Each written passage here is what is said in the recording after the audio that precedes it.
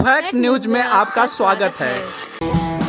बरेली की एसडीएम ज्योति मौर्य का मामला अभी शांत भी नहीं हुआ कि इससे मिलता जुलता एक और मामला सामने आ गया है। झारखंड के गोड्डा से एक अजीब घटना सामने आई है।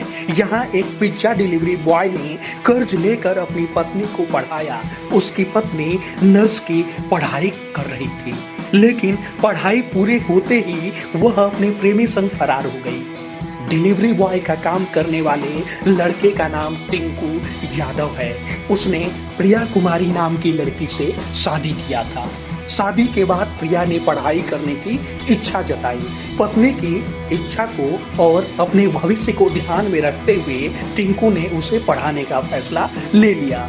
टिंकू ने दिन रात एक करके मेहनत की और 2.5 लाख रुपए का कर्ज लेकर पत्नी का एडमिशन भी करवा दिया। उसकी पत्नी का एडमिशन शकुंतला नर्सिंग स्कूल में करवाया गया। शादी के करीब 1.5 साल बाद और पढ़ाई पूरी होने से पहले ही प्रिया कुमारी को दिलखुश राउत से प्यार हो गया। दोनों का प्यार परवान चढ़ने लगा।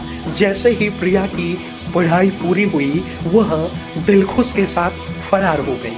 टिंकू को जब तक यह सब पता चलता तब तक बड़ा लेट हो चुका था।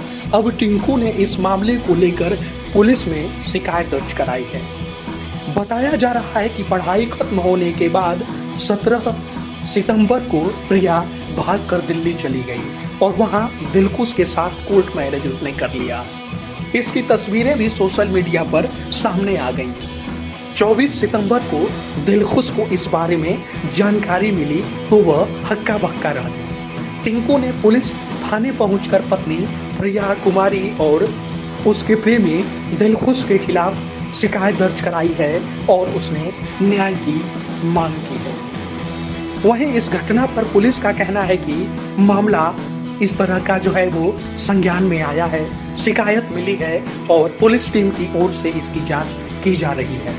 जिन लोगों के खिलाफ शिकायत की गई है वो गोड्डा के बाहर के रहने वाले हैं। पुलिस सभी पहलुओं से मामले की जांच कर रही है। वहीं अब गोड्डा में इस मामले की खूब चर्चा हो रही है। लोग इसकी तुलना आलोक और ज्योति मौर्य के मामले से भी कर रहे हैं। सोशल मीडिया पर भी इससे लेकर ढेर सारे कमेंट किए जा रहे हैं। कई सारे लोग ऐसा भी लिख रहे हैं कि बड़ा बुरा समय आ गया है, अब तो पत्नियों या महिलाओं को पढ़ाना, घर से बाहर रखना खतरे से खाली नहीं रहा। ना जाने कब कौन किसे छोड़कर भाग जाए। मगर ये सब मजाक की बातें हैं। कई सारे लोग ऐसे भी हैं जो यह बात पूरी तरह से रख रहे हैं कि 1-2 घटना को लेकर इस तरह से सोचने की जरूरत नहीं है। जो पढ़ना चाहता है, लड़की हो, पुरुष हो, महिला हो, पत्नी हो, पति हो, उसको उसमें सहयोग करना चाहिए। 1-2 घटनाओं से इस तरह की सोच बिल्कुल भी नहीं बनाएं कि पढ़ाया ना जाए लड़कियों को या पत्नियों को।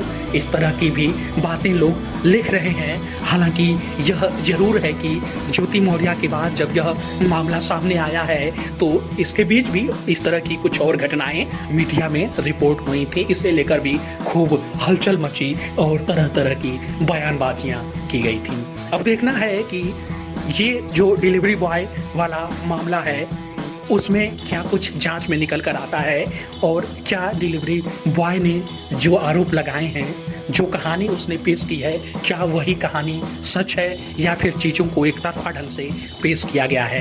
क्योंकि ज्योति मौर्य और आलोक मौर्य के मामले में भी बाद में कुछ इसी तरह की चीज़ें अब सामने आ रही हैं, जब ज्योति मौर्य की ओर से इस तरह की दलील दी जा रही है कि उसे उस पूरी घटना में जो विलन के तौर पर पेश किया गया वह ठीक नहीं था, वह कहानी एकदम एक तरफा है और पूरी सच्चाई कुछ हटकर है।